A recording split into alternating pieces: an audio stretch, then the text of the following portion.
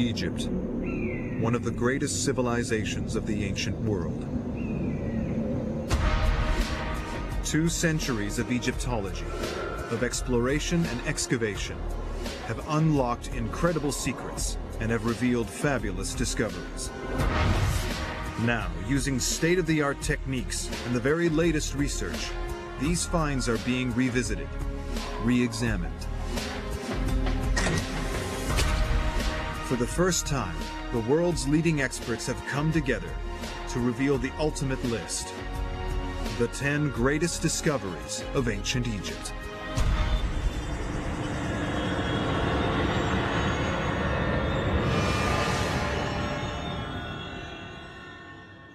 Each of these 10 great discoveries is a treasure in its own right, but they are much more than that. It's a key, a way in, to one of the most extraordinary civilizations that our world has ever seen. These discoveries are really doorways into the past, and they permit us to see how the ancient Egyptians lived, how they thought, what they did. Objects found decades, even centuries ago, still pose a challenge. They have to be decoded. How did secret messages turn this simple tomb into a resurrection machine? The scenes themselves and the words inscribed on the walls of these tombs are like computer code or an instruction manual. What lay behind the wave of violence that desecrated Egypt's most beautiful tombs? It definitely was organized crime. Well-structured, organized groups of men. They built on a scale that would not be equaled for thousands of years. How did they do it? No one is entirely sure how people, using very simple tools and a lot of sweat, managed to construct such an astonishing monument. Across 30 centuries, their culture survived repeated invasion, outlasted all its rivals. The Egyptians had such a strong sense of culture, such a long history, that really they changed the invaders more than the invaders changed them. They created a superpower that dominated for longer than any other in history. Now, science, technology, and the latest research will reveal the lives and the minds of the Egyptians. Dr. Zahi Hawass is the highest-ranking archaeologist in Egypt today and is guardian of all Egyptian antiquities. Working with a team of leading scientists and traveling from one end of the country to the other, he will guide us through Egypt's greatest discoveries. We are taking you in an adventure that you will never forget in your life.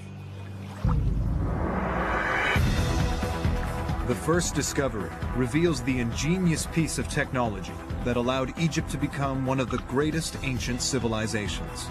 This discovery was a miracle. It shows the skills of the Egyptians. And remarkably, this technological breakthrough is locked inside a boat.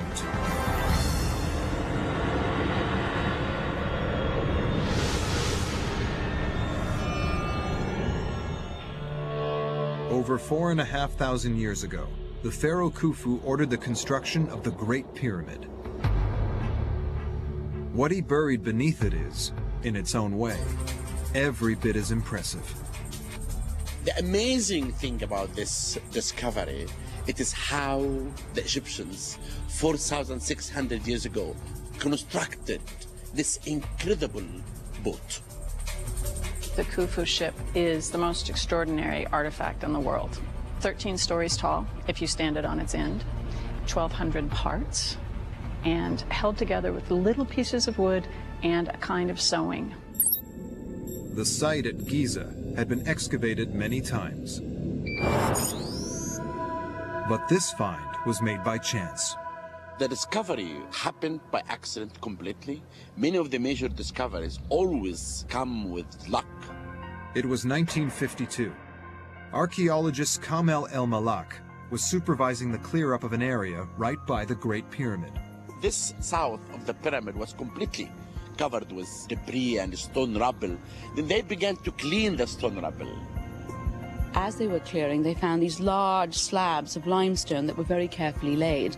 Curious, El-Malak bored a small hole through one of them. When this man came and looked inside, he said to me, I did smell history. He'd discovered 41 huge limestone blocks, weighing between 17 and 20 tons. They covered a deep pit over 100 feet long. But it was the contents of the pit that excited Egyptologists. It was this huge pile of wood and rope and oars, which gave the game away. Why would Khufu bury a ship in the desert beside his pyramid? The answer tells us how the Egyptians saw death and what the pharaoh believed would happen to him. The pyramid would hold his mortal remains, but his soul would leave. It would be transformed. Khufu was a king and a god. So when he died, he became one with the sun god. Ascending to the heavens, the pharaoh would become one with the sun god Ra. Unified, they would make the sun's daily journey across the sky. They would be carried, the Egyptians believed, in a great boat. The idea of doing that made perfect sense to the Egyptians because they saw the path of the boat as being not flying through the sky, but rather traveling on the rivers that surrounded their whole entire world. In Egyptian thinking, this boat had a clear, practical purpose. It would be used in the afterlife. The Khufu boat was intended to carry its master through the heavens. It played a vital religious role, and this is a sign of something else, the fact that boats and water were central to Egyptian life. The Khufu boat is a fabulous testament to the importance of the Nile to the ancient Egyptians. Boats meant the Nile, and the Nile was Egypt. Egyptians relied on the Nile for food, for water, for irrigation, but most of all, they relied on the Nile to move them from place to place. The Nile linked the north and south of Egypt. The Egyptians traded with the outside world via the Nile. It was the wealth the river brought that caused their civilization to grow. The Nile was the most important thing for the Egyptians to make this civilization. And that's why we can say that with the Egyptian, the Nile built ancient Egypt. Treasure, gold and jewels came from Nubia in the far south. The hard granite which built Egypt's finest monuments traveled hundreds of miles by river from Aswan. Pharaohs sent trading expeditions to the land of Punt, 1,000 miles to the south. Boat-based trade bore vast resources into the country and allowed the pharaohs of Egypt to build an empire. The importance of boats to ancient Egyptians is clear from wall art all across the country. But artwork cannot reveal the ingenious techniques they used to build such massive vessels. For archaeologists, the discovery of this real boat, perfectly preserved by the manner of its burial, is like a time capsule. It looked as if the edges of these timbers had just come out of the shipyard and that not a second had passed over the next 4,500 years. Archaeologists can investigate ancient boat-building technology as if they were there at its construction 45 centuries ago. Each of the hull's 1,200 pieces was carved by hand. You have this very complex interlocking jigsaw of the planks themselves. Each piece fit individually and particularly into the piece that was above it, below it, to the ends of it. But it is how these pieces are joined that is remarkable. The Egyptians did not use nails or anything to construct the boats. No screws, no rivets, no glue. This boat is held together by grass. The grass is called halfa, and it's common all over Egypt. They're these long strands of grass which are very rough, but you rub them together in a particular way, and it forms a very strong yet flexible rope. Restorers have created a model of the boat at 1 to 100 scale. This is how they used the ropes to construct the joins pieces in the boat. Incredible. The development of this technique offered the Egyptians an advantage over other cultures. At the time that the Khufu ship was built, most other places that we know about were only making dugout canoes out of logs.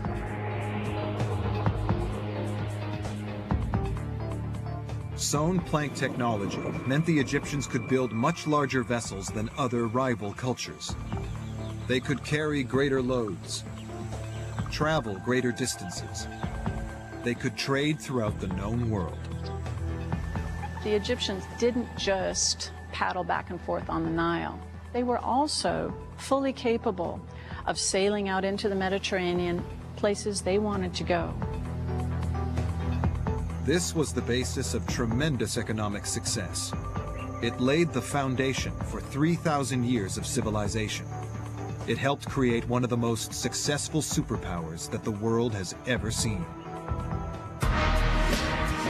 The Khufu boat is the first of Egypt's 10 greatest discoveries, because boats sparked the birth of an empire. Wealth brought by supersized boats paid for supersized construction. Egypt built temples and monuments on a scale not matched in antiquity. But these temples and monuments could never have been built if the ancient Egyptians had not mastered the skills needed to quarry stone in vast quantities. Without stone, there would have been no statues or monuments. Much of what we know of the Egyptians, we know because of the records they left in stone. Next, a team of scientists attempt to unlock the secrets of ancient Egypt's master masons. In a brand new experiment, they will try to harness the power that built a nation and left an extraordinary legacy.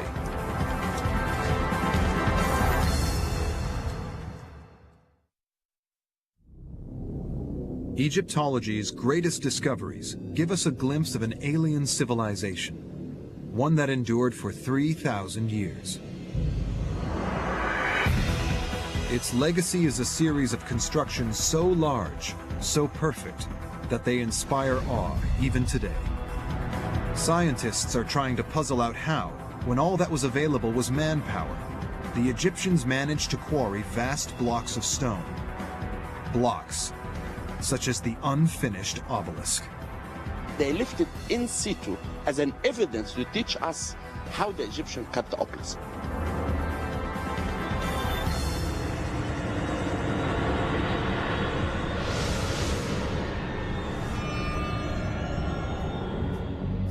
The unfinished obelisk weighs over 1,000 tons, more than 500 SUVs. It lies in the ancient quarry of Aswan in Upper Egypt. The obelisk was never removed from its quarry. Archaeologists have tried to understand why, after so much work, it was abandoned. If finished, it would have towered 10 stories above the ground. Decorated with images and hieroglyphs, it would have stood as a vital component in a temple complex. The obelisk was the symbol of connection between the king and the sun god. Obelisks are pieces of precision spiritual technology. For the Egyptians, an obelisk was a symbol of the sun. It was the ray of the sun, so it was sort of a power conductor. Working like a spiritual lightning conductor, obelisks could collect and channel energy from the heavens. You had to have it in one solid piece of rock. If you had it broken, it would mean that the sunbeam was being broken, and thus you would shatter the power of the god. So when the engineers discovered a crack in the obelisk at Aswan, they abandoned it. A piece of bad luck for the ancient Egyptians, which is a piece of good luck for science. One of the things in archaeology that is almost as important as successes are the failures. Evidence on and around the obelisk is revealing how the ancient quarrymen excavated the massive stones. Like a 1,000-ton time machine, it offers a snapshot of 3,000-year-old work in progress. Using the evidence from the unfinished obelisk in a brand new experiment, scientists hope to demonstrate how this was possible. We began to discover amazing things that did enrich our knowledge about obelisks for the first time. Adil Kalani has spent a career investigating ancient quarrying techniques. This is a good example for natural cracks in granite layers, which is really very important to looking for before to start working. Granite has naturally occurring fault lines where the rock is already weak.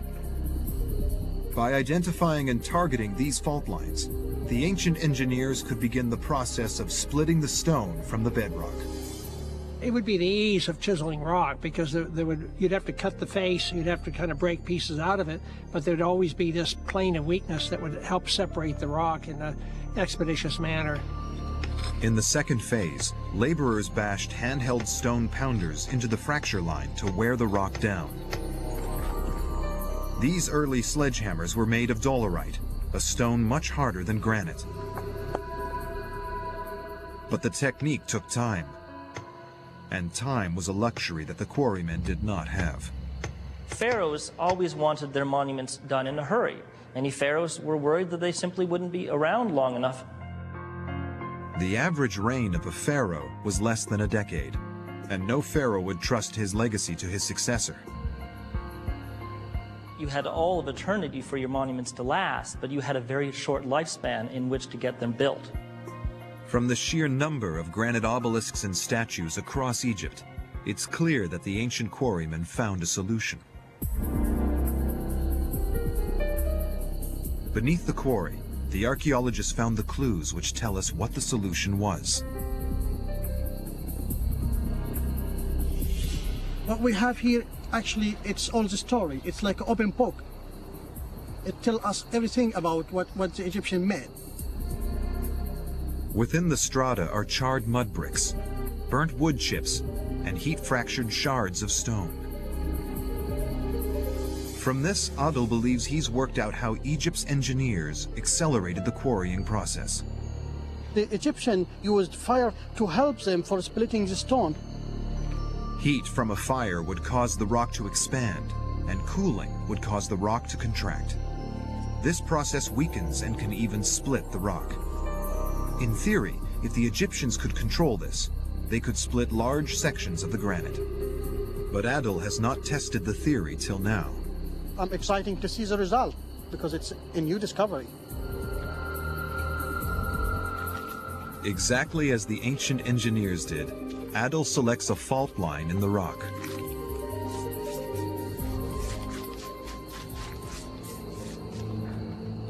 Mud bricks found at the unfinished obelisk site suggest that the ancient engineers built a wall to contain and control the fire.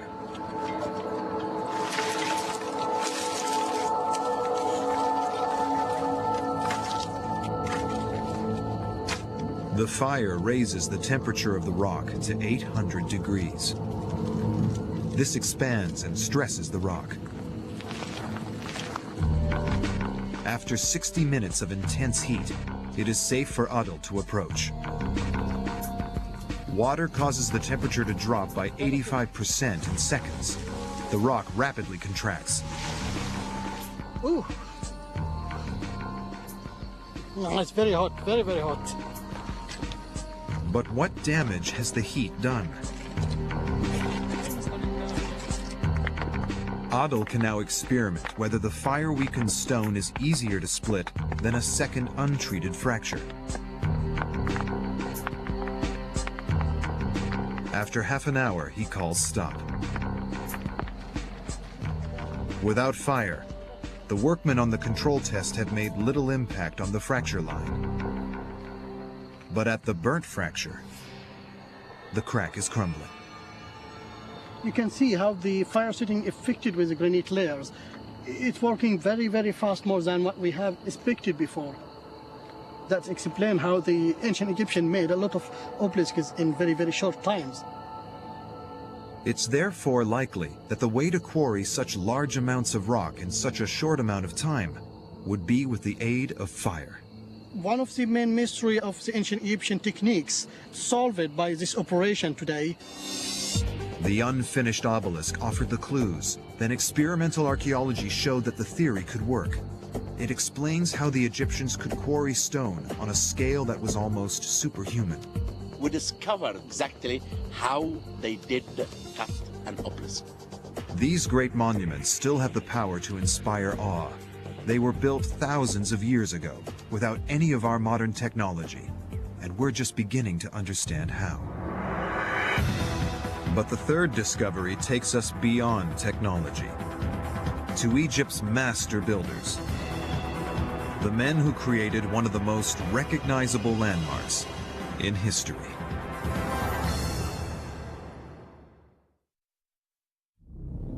The greatest discoveries made in Egypt reveal the secrets of a powerful and dramatic civilization that lasted for 3,000 years. The ancient Egyptians built some of the most impressive monuments in the world, and the most impressive of all is the Great Pyramid. The third discovery concerns the people who built it. No one is entirely sure how people, using very simple tools and a lot of sweat, managed to construct such an astonishing monument. Now, science is about to reveal the answer to this mystery.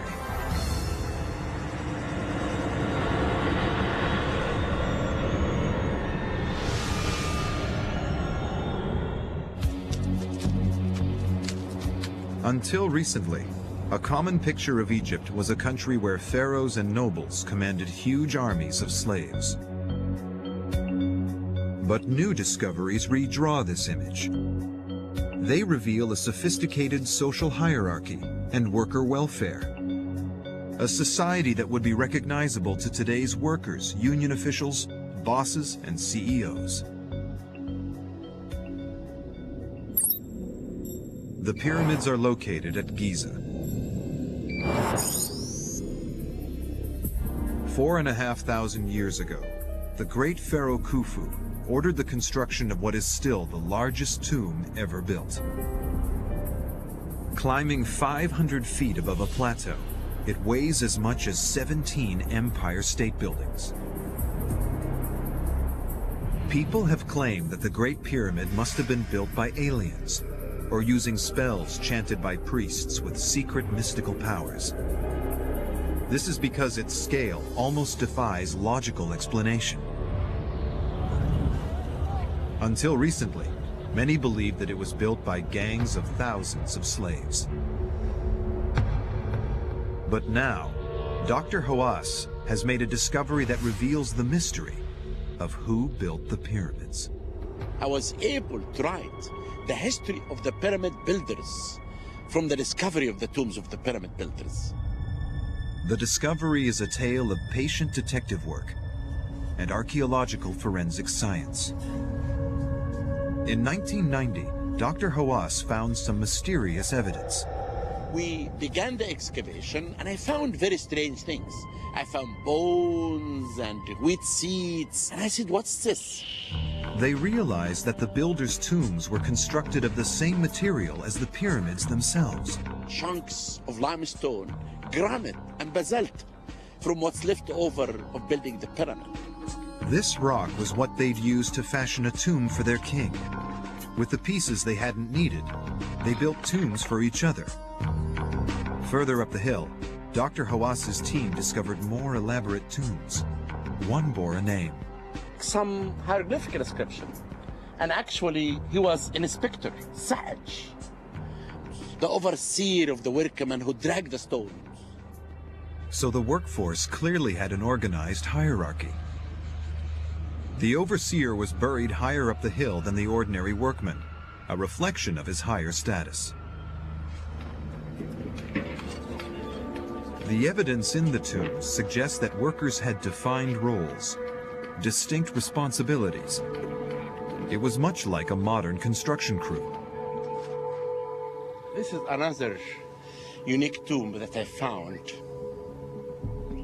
This tomb belonged to a man named Neferthis. Now we can see his name, Neferthis. But really what's unique in my opinion, look at the scenes. I have never seen it at all in making beer and also baking bread. And this is why I really believe that Neferthis could be the one who was in charge of the bakery. The museum in Cairo contains statuettes found in Giza. These show the various roles of the citizens, including baking bread and making wine. Other painted reliefs show scribes keeping accounts and records for the tradesmen.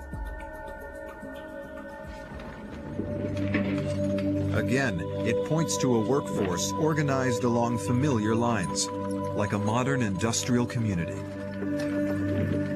And they appear to have been well valued and well cared for. The evidence reveals that there was a medical aid program. We found that many workmen had accidents, like stones will fall on their hand and on their legs. They were involved in moving heavy stones. All the skeleton of men and women had a stress on their back. Still, the forensic evidence shows that the level of care they received was surprisingly sophisticated. Janet Monge is a physical anthropologist who specializes in the study of ancient bones. We see the shafts show clear evidence that at some point, well before the death of the individual, the bone was actually fractured. The bones are set really well to each other, probably were immobilized for a period of time. And, we would say, by today's standards, these are really superb healing process in these individuals. He did a good job. Clearly, these workers were highly valued by their employers. Being a worker was a rare privilege. You were well paid, you were well looked after, and it was in fact a cushy job. The pyramid builders' tombs reveal an organized structure of professionals and skilled artisans, working within an ordered workforce. They were supported by a sophisticated employee welfare system. This discovery can prove one important thing, that pyramids were not built by slaves. Because the tombs at Giza were of ordinary people, they seem to have been ignored by treasure seekers. It was another tomb, kept sealed for 35 centuries, which produced Egyptology's best-known discovery. The tomb of the most famous of all pharaohs, Tutankhamun.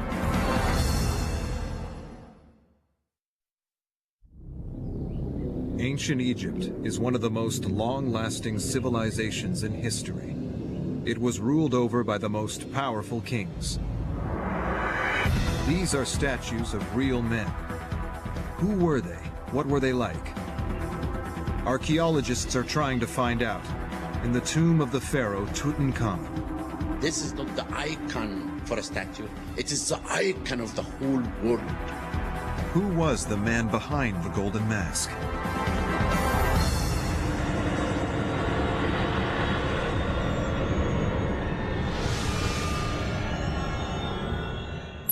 The Valley of the Kings, on the west bank of the Nile.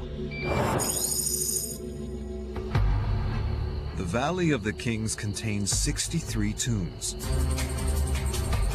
But for centuries, the one belonging to Tutankhamun lay hidden. In 1922, the great explorer and Egyptologist Howard Carter set out to find it. Howard Carter stayed for 5 years, 5 seasons, trying to find the tomb, until one day in the morning, when the workmen began to clean around, they found 15 steps lead to the entrance of the tomb. The tomb descended 30 feet into the limestone rock of the valley. The end of the shaft was blocked. Carter punched a hole. And he saw in this room wonderful things.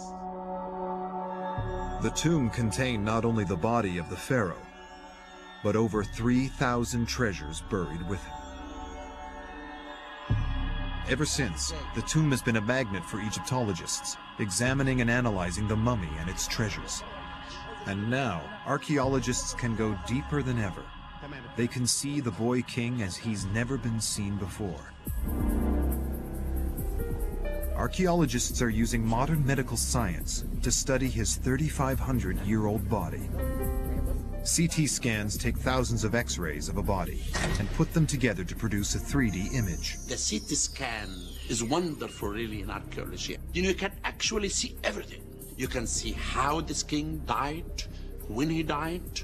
You can look at everything. Experts are investigating a mysterious hole in the back of King Tut's head. Could this be the wound that killed him? If you look at the skull, you'll find there is a hole in the back of the head. There is a lot of damage to the upper vertebrae, perhaps even the base of the skull, at the foramen magnum, the place that connects. The wound is consistent with damage done in an attack. That hole made everyone to believe that the golden boy was murdered. Did the young king meet a violent death?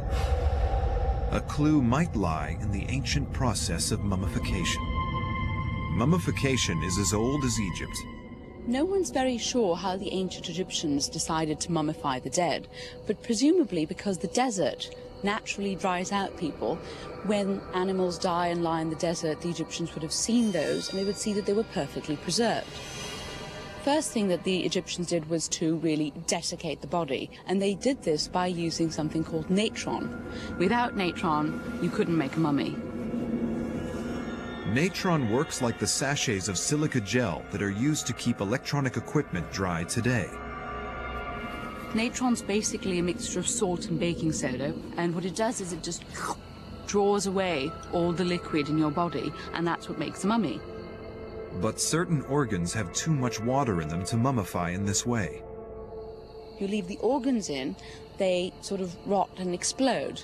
So the next step was to remove the internal organs and the brain. They'd actually cut off the head, poke it, prod it out, and then leave it empty. So could the head wound in fact be a result of the mummification process, rather than an injury that killed him? At the University of Pennsylvania, Janet Monge has been studying the CT scans of King Tut's mummy.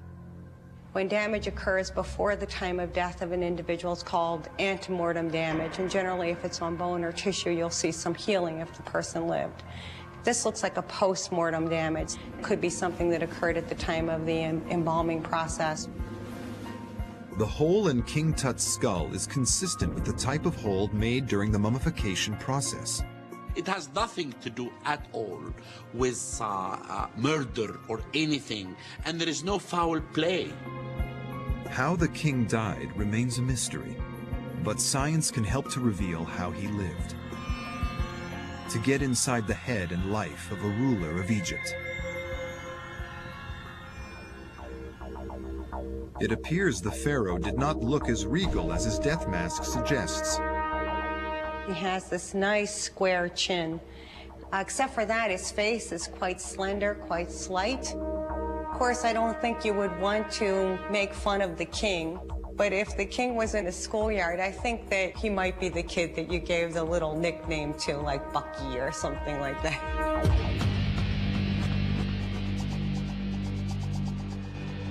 The scans clearly show the boy king had buck teeth, unlike his famous mask.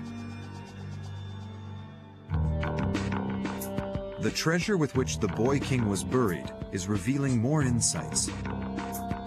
Tutankhamun's tomb has produced more riches than all the discoveries of Egypt put together. This famous mask was buried with 6 whole chariots and millions of dollars worth of gold. But what makes this burial unique is the fact it was found absolutely intact. Beyond the sheer razzle-dazzle bullion factor of all this gold that is measured in hundreds of pounds practically, we have a complete set of burial equipment of a pharaoh of Egypt. The artifacts go some way to reveal the personality of the pharaoh. They were designed to the same standard as those he would have used in life. It's amazing to us that they would expend so much energy to create something like one of these little jar stoppers made of alabaster. And they're perfect, exquisite works of art. But they were never meant to be seen by people. They were buried in the king's tomb, never to be seen again. The type of artifacts and the care with which they are crafted give us an insight into how Tutankhamun lived. The Egyptians believed that your afterlife was much like this life, except better. So you had to take everything with you. The objects Tutankhamun wanted in his tomb and the afterlife were the ones he had enjoyed during his lifetime. We know that he liked a particular Egyptian game called Senet because he was buried with everything from a large formal Senet board and box table to a tiny little traveler version made of ivory that was only about this big. Tutankhamun was the supreme ruler of a superpower. These artifacts remind us of his youth and perhaps offer us a glimpse of his character. Where Carter's discovery showed the world the pharaoh, modern science is showing us the man. Further investigations of the tomb's artifacts and Tut's mummy are likely to reveal more details about the real human being behind the mask.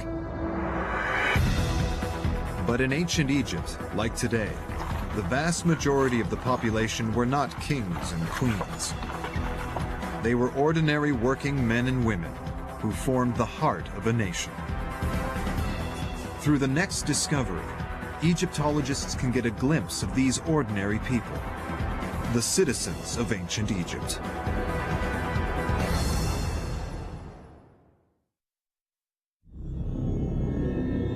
Ten great discoveries made in Egypt reveal an extraordinary civilization. But while the ruins that stand let us see what ancient Egypt looked like, it's much harder to know how its people behaved. It really is a peephole, a voyeuristic peephole into life in ancient Egypt. The fifth discovery offers a chance to understand the lives of ordinary citizens in the town of the tomb builders.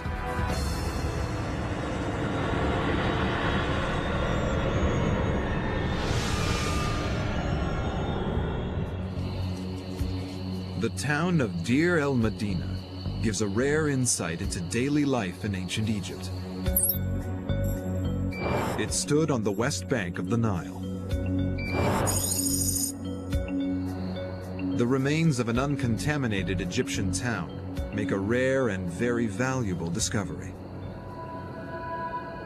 Deir el-Medina remains pretty much untouched as the villagers left it, so this is really a huge resource for archaeologists in reconstructing the lives of ancient Egyptians. It survives because it was built of stone. Most other ancient Egyptian towns were built on the Nile floodplain from mud brick, which washes away. The spectacular and very lucky thing about Deir el-Medina is that it survived at all. It was home to 280 people, and it was built in an unlikely location. It's high up in the desert, an hour's walk from the Valley of the Kings. This leads archaeologists to believe that it was purpose-built to house the people who worked in the valley. They were charged with the building, the constructing, and also the decoration of the king's tombs in the valley. Families appear to have lived in their own single-story houses. This is actually the front door of a house that really I believe that this man was one of the overseers and he should be a very influential person. Craftsmen, goldsmiths, and tomb builders held high status in a land where most of the population worked long, hard hours as farmers. Workmen had a pretty cushy job when it comes down to it. It seems that on average they worked maybe 2 out of 3 days. They would receive fish and wine on special occasions. They probably liked the job that they had. As well as constructing the tombs of their pharaohs, the citizens of Deir el-Medina built their own. And by examining artwork on their walls, archaeologists can begin to piece together the lives of the people who lived there. We can really actually learn a lot about daily life from Deir el-Medina tombs. The art shows a thriving community of prosperous and successful individuals. But the paintings on the walls reveal how the villagers wanted to be seen, not how they actually were. When you look at the tombs, when you look at the monuments, they're on their best behavior, dressed in their Sunday best, living an ideal life. But it's an ideal.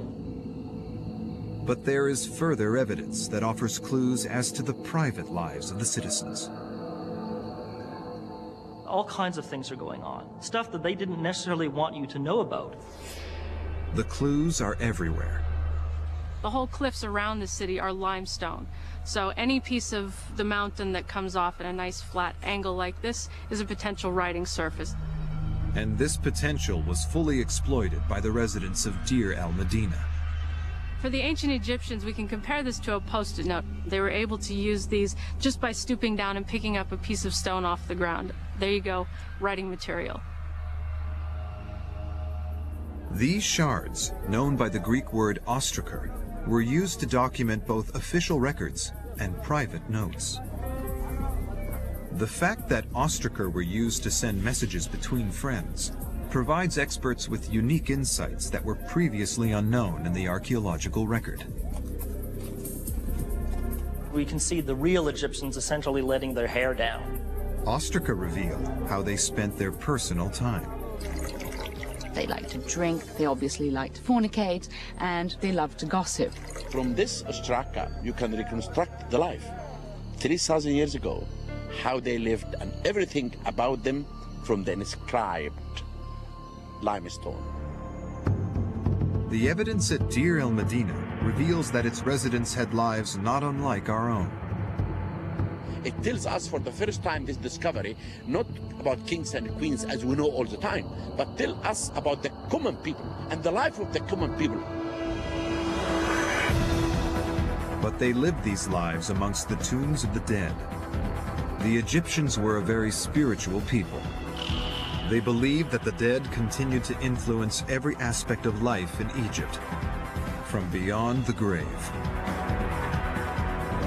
For the 6th of Egypt's 10 greatest discoveries, Dr. Hawass will reopen a tomb that has remained closed to the public for decades. He'll discover what the Egyptians believed was a 300-yard-long magical supercomputer.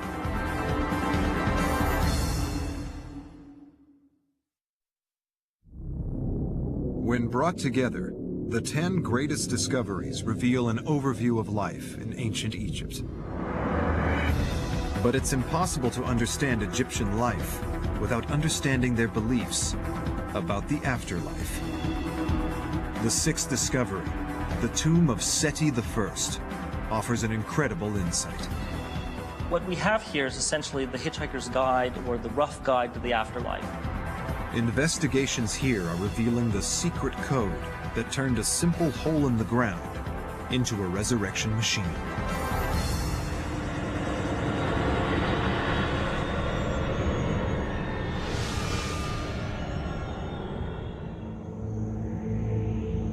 The Valley of the Kings contains 63 tombs. One of the largest is the tomb of Pharaoh Seti I. It provides a wealth of information about ancient Egyptian attitudes to the afterlife.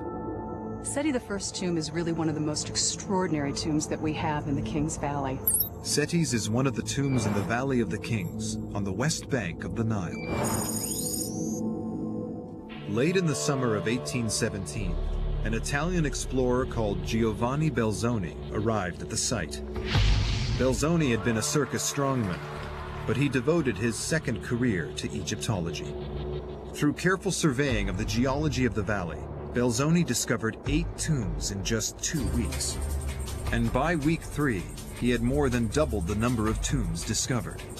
Nevertheless, it wasn't until the morning of October the 16th, 1817, that Belzoni made the find that would seal his reputation. When Belzoni found this tomb in 1817, it was a miracle. His eyes was shining. He found a small corridor, and he thought it's intact tomb. To protect the wall art from the moisture and visitors' breath, Seti's tomb is closed to the public.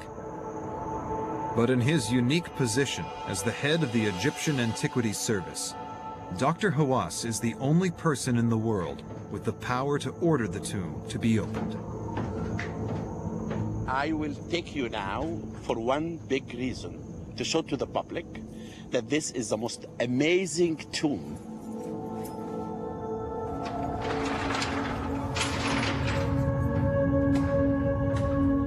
The entrance sweeps down through the bedrock. The tomb, it's deep cut in the rock, more than 300 feet. It contains some of the most spectacular artwork in all ancient Egypt. Every available surface is painted. The thing that just takes your breath away is not only the beauty of the forms, but also the absolute vivacious colors that they use. One of the beautiful scenes, it shows the relationship between Seti I and the goddess Maat. But what's amazing, in all the scenes, you can see she's holding him to show her support and her blessing for him to go to the afterlife. Archaeologists are analyzing the artwork to better understand what the Egyptians believed would happen to the pharaoh after death. This is one of the two tombs in the Valley of the Kings that tells us how this tomb will make the king as a god. Underlying that is the Egyptians' belief that by day, the sun god Ra drove the sun across the sky, bringing life to the land. But by night, he traveled to the underworld to fight off the demons that threatened the land of Egypt. This cycle was of vital importance to the ancient Egyptians. They believed if it was not completed, the sun would not rise, the Nile would not flow, and the world would end. Seti's task after death was to join with the god in this struggle. The king will join with the solar cycle during the hours that it passes through the underworld. And it's extremely important that he be part of that cycle because this would be his function in the next world. Seti had to be sure that he would rise again after death to fulfill this duty and his destiny. The artwork he commissioned for his tomb was a magic spell to facilitate his resurrection. Magical spells are like instruction manuals or computer software. They function, they achieve their end. This wasn't art. It was logical, functional, like lines of code programmed into a machine. The tomb is a resurrection machine. It functions, it actually achieves a purpose. The scenes themselves and the words inscribed on the walls of these tombs are like computer code or an instruction manual. The coded artwork reveals how the Egyptians considered mysticism and magic. It was real. Once you believe in magic, then a magic wand is no different than a hammer. It is a tool. It functions, it actually achieves a purpose. We are now at the end place of the tomb. The images on the walls here represent paradise. The god Osiris ruled in paradise. The artwork clearly shows Seti meeting and joining with the god. How could Seti be with Osiris in paradise at exactly the same time as also being in the underworld fighting demons? For the Egyptians, to do two things at once was not a problem. The ancient Egyptians were very clever about their afterlife. They believe in multitasking. Egyptian religious philosophy allowed its gods and pharaohs to be in many places at the same time. But we have to understand that the rational point of view, the logical point of view, is a construct of the Western mind that comes out of ancient Greece. The ancient Egyptians, rather than seeing things as contradictions, saw them as essentially two sides of the same coin. Seti's tomb is a clue to how very differently the ancient Egyptians saw the world from our view today. They had many beliefs that we might find alien, like pharaohs becoming gods, and souls being in two places at once, and that objects and images had real and practical magical powers. They venerated their gods in some of the largest temples in history. The seventh discovery reveals that ancient Egypt was built on an even larger scale than previously thought, and that its most impressive achievements may still lie buried beneath the ground.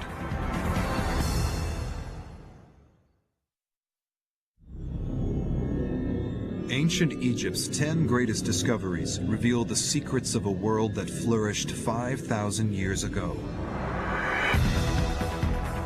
But some estimates suggest that 70% of Egyptian remains still lie buried underground. Egypt is unique among any civilization in the world, that the whole country, there is buried temples and tombs under the ground. Monuments, like the lost temple of Akhmim.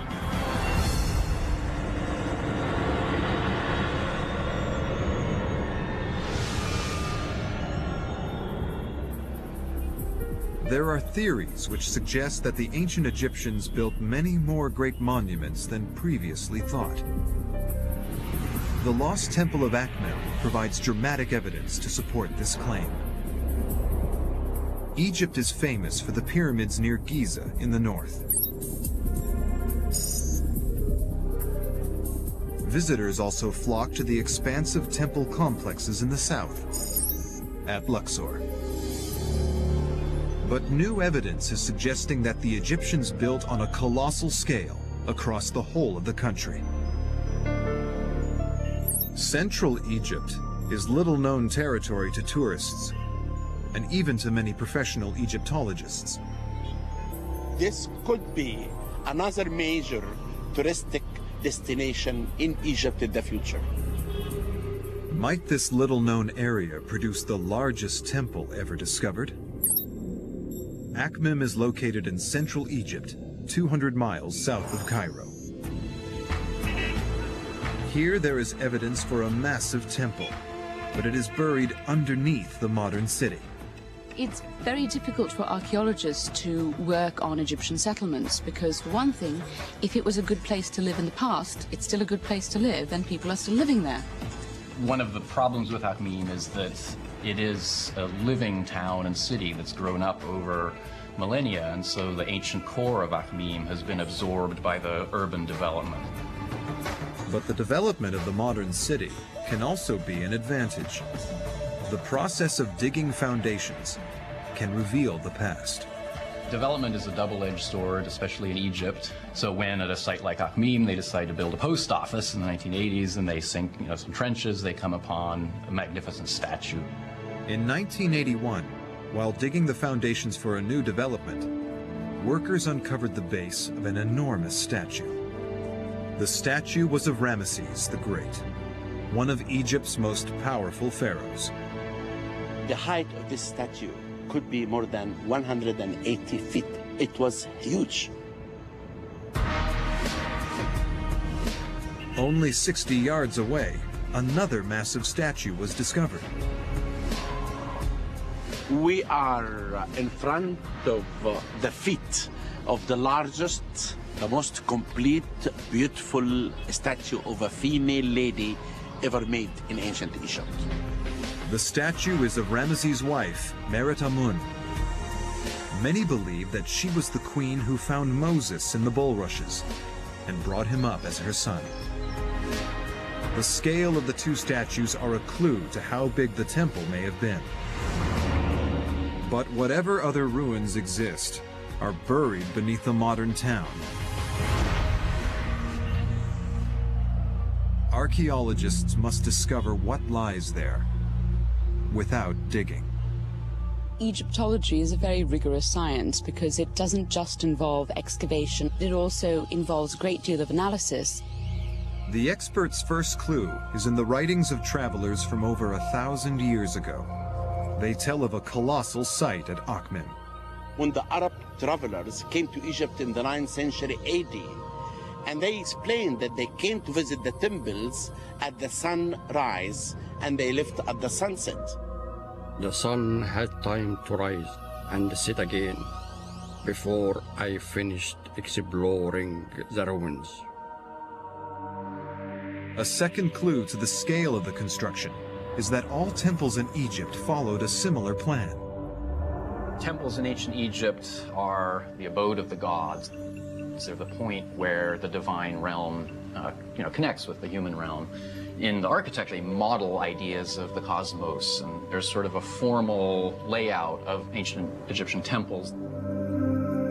As churches, mosques, and temples, even today, follow a prescribed standard layout, so did the temples of Egypt. So if archaeologists analyze a fully visible temple, they can apply this knowledge to the site at Akhmim. the Temple of Amun-Ra, 100 miles further south in Luxor. In analyzing the standard layout of Luxor Temple, archaeologists can base their predictions of where the rest of the site at Akhmim is buried. Mansour Bourek is a specialist in temple design. I think the Temple of Akhmim was bigger than this, but it has the same layout which we have now in Luxor Temple. A standard temple layout always begins with a long paved avenue. This leads to a massive gate flanked by 2 statues.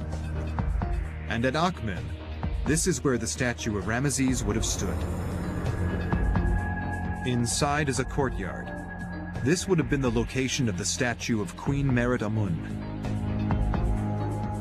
But this is only the beginning. There are further courtyards, stretching 800 feet to the inner sanctuary of the temple. The layout of Luxor Temple can be applied to Akhmim. I have an image of the site here on the computer. By matching the locations of the Akhmim statues to the Luxor Temple plan, Dr. Wegner can estimate the true scale of Akhmim Temple. A sense of the scale of the temple can be hinted at by the soccer field located in the upper right-hand side of the Google Earth image. You can see that the probable extent of this New Kingdom temple encompasses maybe 4 or 5 times the length of that soccer field. In doing so, you get a sense of, quite a massive temple. Even without full excavation, by using this analysis, archaeology can affirm that the temple at Akhmim was built on a massive scale. This could be the beginning of the temple, and the sanctuary should be under the houses here. More excavation and development must be done before the extent of the temple can be revealed for certain. We'll be able actually to discover the whole temple. But one thing is clear: a new picture of ancient Egypt is being revealed. A larger and more developed country than previously imagined. A continuous band of development along the entire length of the Nile, not just at today's famous sites in the north and the south, but right through central Egypt too. Evidence of a civilization more impressive than had ever been thought. And the most successful ruler of this superpower was Ramesses the Great. Discoveries on the walls of one of the most impressive temples in Egypt reveal the dilemma that nearly destroyed his role as pharaoh. The story is revealed in the 8th discovery, the temple at Abu Simbel.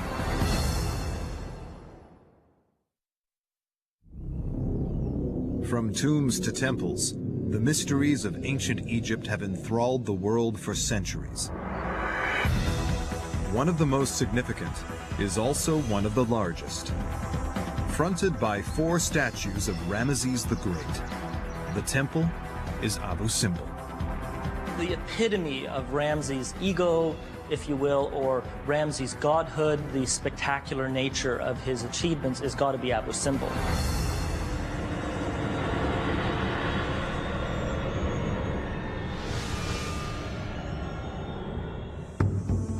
The Temple of Abu Simbel is a key to solving the dilemma faced by every pharaoh: how to reign as both a god and man. Artwork on the walls tells the story of how close the great pharaoh Ramesses II came to failing in his mission. Abu Simbel is in the south of Egypt, near the border with modern-day Sudan. Hewn out of the rock are 4 giant statues, and every inch of the temple's walls are covered with illustrations depicting the triumph of the pharaoh.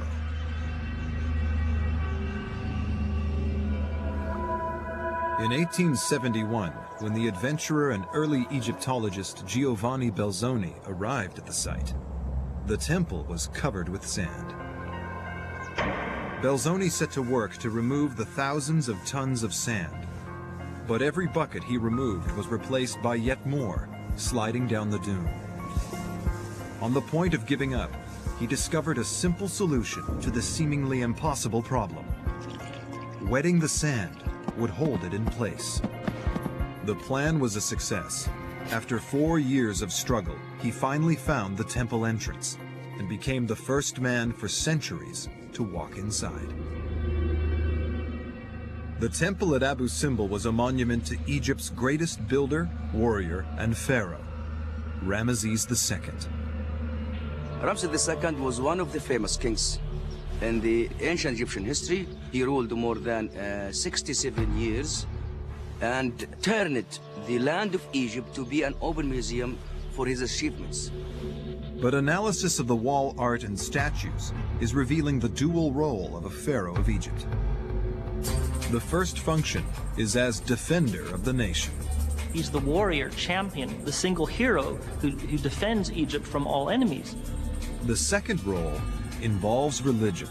The role of the pharaoh in the religious realm is not just as chief worshipper or intermediary between mankind and the gods, but the king has one foot in the divine world and one foot in the human world.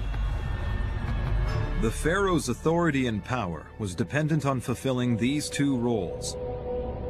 But Ramesses was so successful as the warrior king that he ran out of people to fight, and thus undermined his position as ruler. Reliefs within the temple illustrate this dilemma.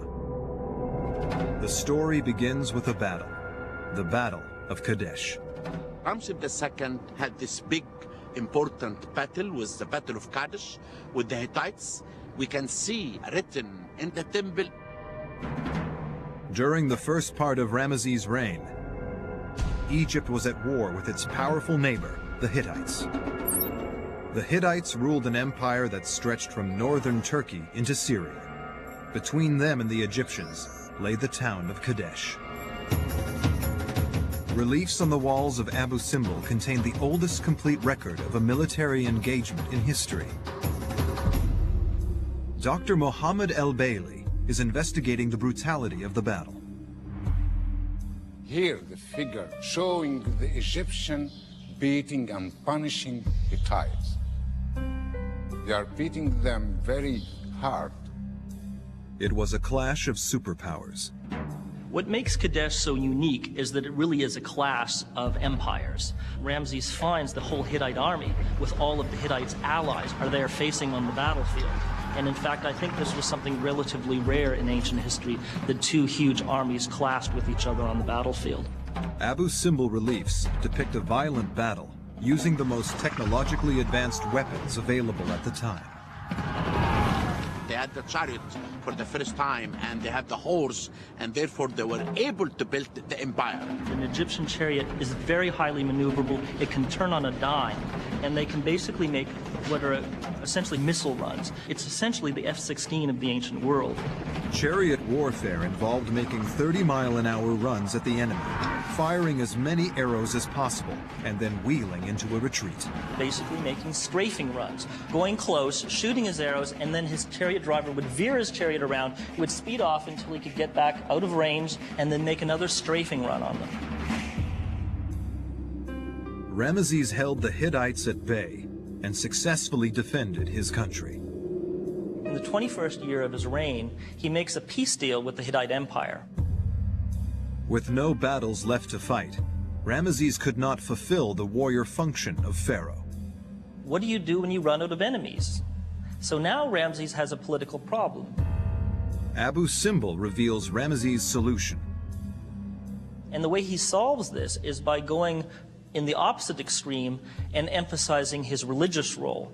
Now that he can't show that he's a warrior because there's nobody left to fight, he can say, I'm a living god. Ramesses declared his divinity. Now at this point, Ramses puts both feet in the divine world and he becomes a living god, 24/7, all year round. The Egyptians have a living god ruling over them. Abu Simbel became not just a temple to the gods, but a temple to Ramesses himself as a god. Ramses II built this temple for himself, as a god, to worship himself. Here we are arrived to the sanctuary, the holy of the holy place, where Ramses II deified and placed between the other gods. And you have his statue in the sanctuary. with the other statues of the three major gods of Egypt, and he's one of them, equal to them. This was a political masterstroke. This was the perfect cover, that of living God, for a frail old man. And we know nothing about his mental faculties. Could he even see anymore? Had he gone blind? We simply don't know. The temple at Abu Simbel reveals the two most important parts of being pharaoh: defending Egypt and communing with the gods. It reveals how Ramesses solved the problem of being too successful at the first role, that of defender, by becoming a living god. The penultimate discovery of the top 10 continues the story of the great pharaohs in the years after they died. It is a turbulent tale involving organized crime, robbery, murder, and state-sanctioned terrorism, and reveals the mystery of the missing royal mummies.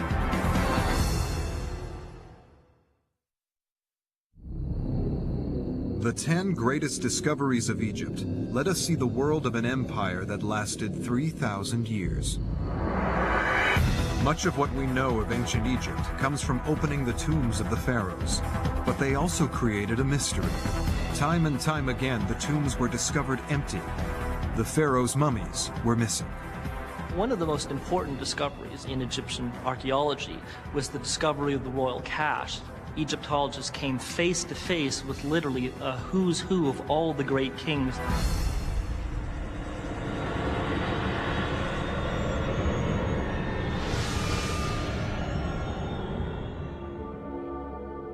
The discovery of the cache, or hiding place, of missing royal mummies reveals insights into the political state of Egypt at the height of her power. A story of organized crime and state-sanctioned terrorism that nearly destroyed a nation. The evidence lies on the west bank of the Nile. The Valley of the Kings contains 63 tombs for some of the greatest pharaohs of Egypt. Nearly every tomb has been discovered empty. The treasures and mummies gone. But about 3 miles away from the Valley of the Kings is another canyon. It contains no tombs, and it was thought, no secrets. Then in 1890, a shepherd was searching the cliffs for a lost goat. In a crevice halfway up one of the cliffs, he came across the entrance to a cave. And when he entered inside the shaft, he saw a corridor, maybe more than 200 feet, cut in the rock. Inside were the remains of over 50 different burials, including the mummies of some of the greatest pharaohs in history. To solve the riddle of why the mummies were there, archaeologists must look at the political and social state of Egypt 3,000 years ago. Drought and infighting between rival political factions was bringing the country into a state of anarchy. All these problems, the ecological, political, foreign invasions, you basically have a case of systems collapse when a complex governmental system is facing multiple threats, multiple problems that it can deal with one-on-one, but when they all happen at the same time, the system can't take it and the whole thing cascades and fails. Society broke down. The population was facing famine and poverty. The need for gold drove the people to the one place they knew they would find it: the tombs of the pharaohs. At night, people used to go inside to look for mummies and enter inside the tombs and rob everything. These acts of sacrilege were born out of desperation. Once that line between civilization and chaos is crossed, nothing, not even belief in the gods, fear of sacrilege and fear of eternal damnation, will prevent you from robbing tombs and violating temples. But this was not the work of random criminals. It definitely was organized crime. It was well-structured, organized groups of men with even sort of an internal ranking system amongst them. Tomb robbery is kind of a growth industry, really. This created one of the first examples of organized crime in history. Literally everybody gets into the tomb robbing business. Everybody's in on it, from the highest officials, if not involved actually in robbing the tombs, then turning a blind eye and getting a golden handshake. But there were some priests at the Temple of Luxor who still saw themselves as the guardians of the Egyptian religion, the temples and the tombs of the pharaohs. They set out to rescue and hide the mummies.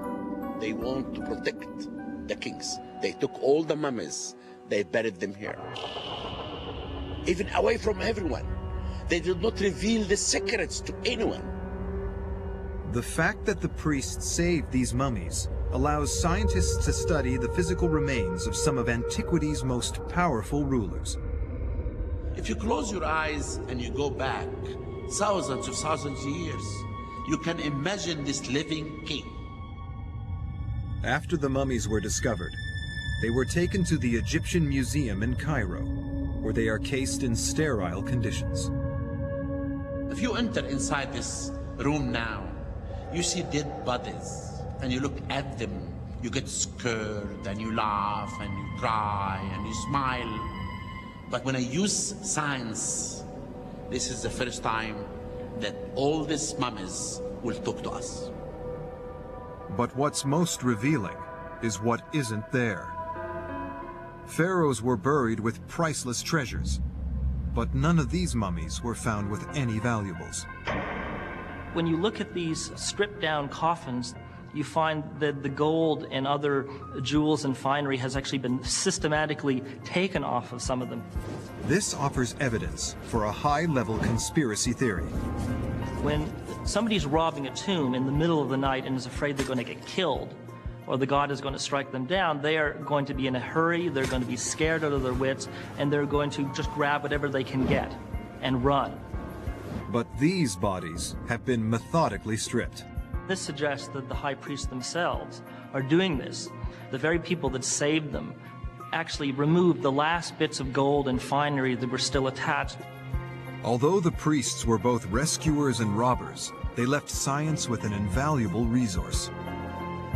It was sort of a double-edged sword, because you can say that they were doing a good thing by hiding these mummies in a secret place and protecting them in this way, but they also stole along the way. Forensic investigations reveal the real lives of great pharaohs. But from this discovery, we can also gain an insight into ancient Egyptian society. A society on the verge of anarchy. And when the nation imploded, other empires were quick to take advantage, and Egypt suffered hundreds of years of invasion. But instead of being destroyed, the Egyptian culture was so strong that the invaders actually adopted the customs and beliefs of their new home. This accomplishment is spectacularly revealed in the final discovery. The evidence lies both on and under the desert sand. If you go down under the ground, you'll find mummies covered with gold. Hundreds of perfectly preserved, untouched mummies, covered with gold.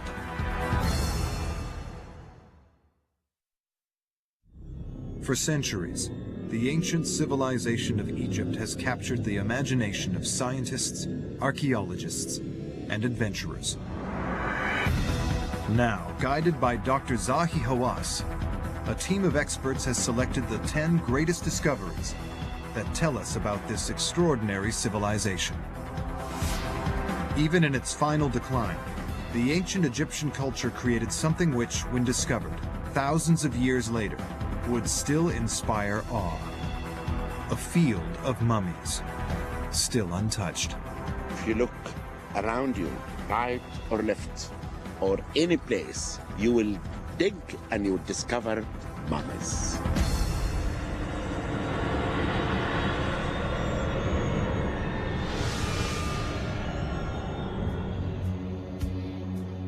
Over its history, Egypt was attacked by many empires. The evidence says that Egyptian culture had the strength to resist and endure.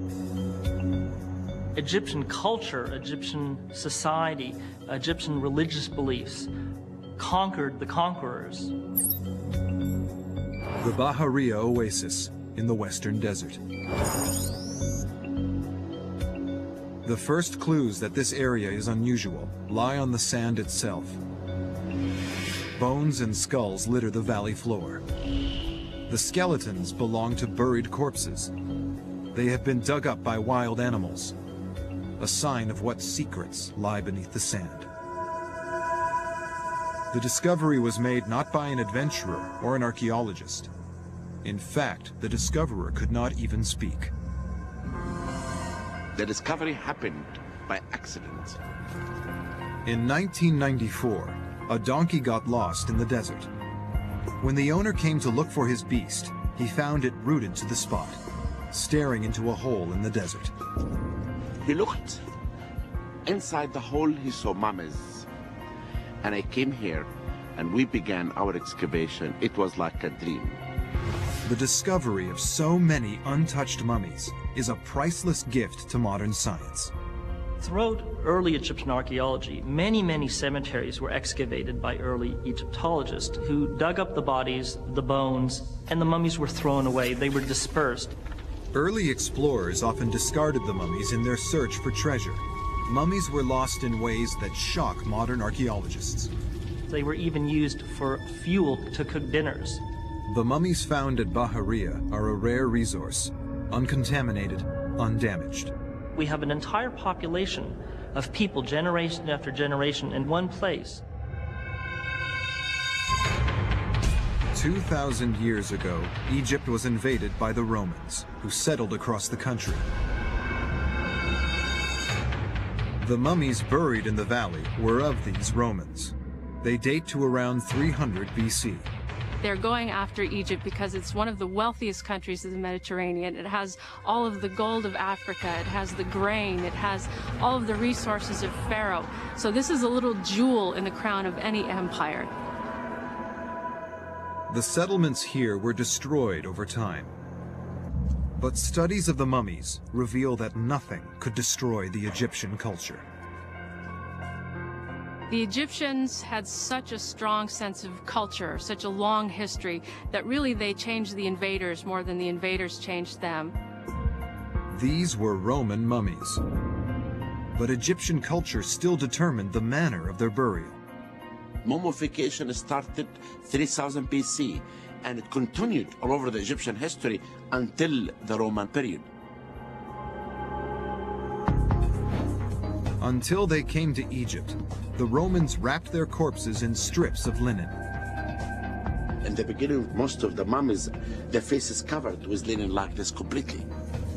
But the Egyptians produced coffins and death masks with faces.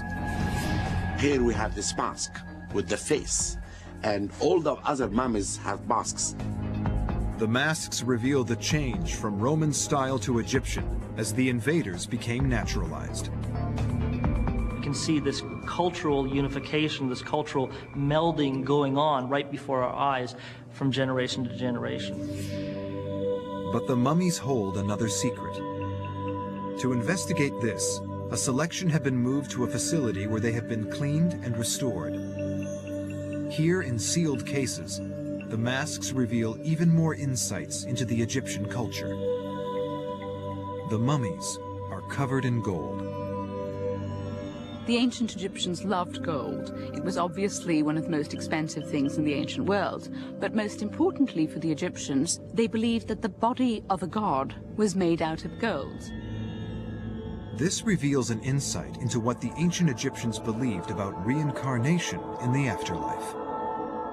When you die, you are transformed from a mortal into a divine being, which is why they had gold on, sometimes literally on the face, otherwise on the coffins or sarcophagi, because that showed that you had been transformed from the mortal state to the divine. The mummies are evidence that the Romans adopted the Egyptian use of gold in their religious beliefs. And yet the design of the faces reflects the Roman influence of these new settlers.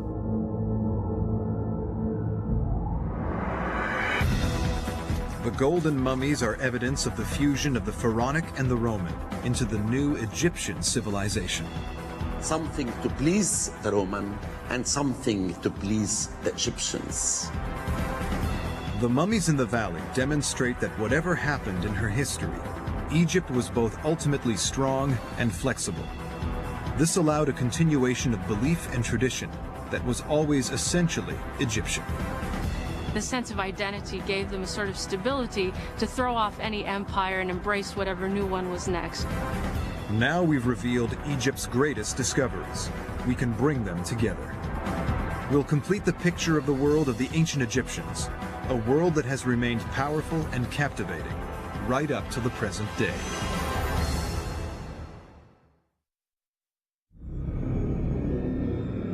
Discoveries from ancient Egypt have spanned hundreds of years of adventure and exploration. From early adventurers to forensic scientific analysis, each discovery has shed a new light on a civilization that began 50 centuries ago. The ancient Egyptians were simply the most fascinating and entertaining people that ever lived in the ancient world. But Egyptology holds more than fascination for academics and scientists. It has a resonance that affects the modern world, even today. The ancient Egyptian legacy is still alive, 2,000 years after the civilization itself collapsed.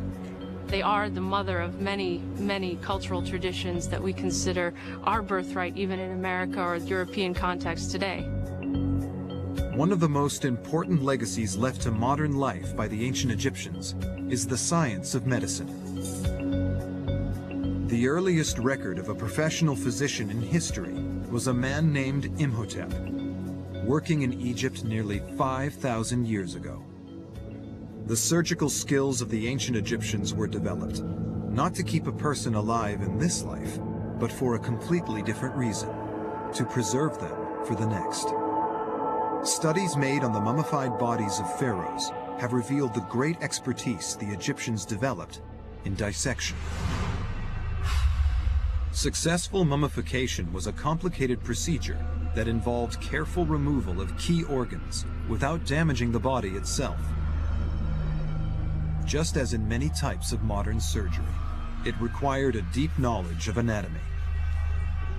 In some cases, this knowledge has been passed down unchanged through the ages, right into modern medical textbooks.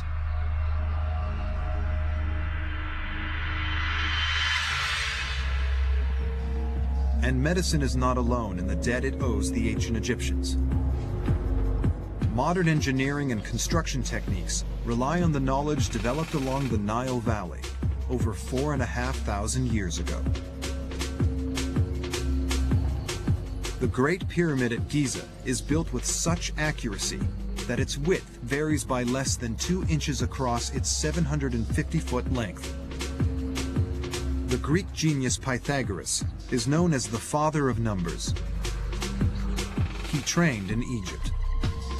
Here he developed algebraic formulas that provide much of the basis for modern engineering and construction.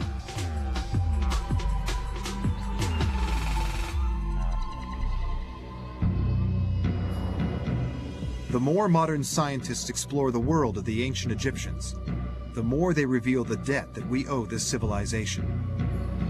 The quest for new discoveries is being pursued every day.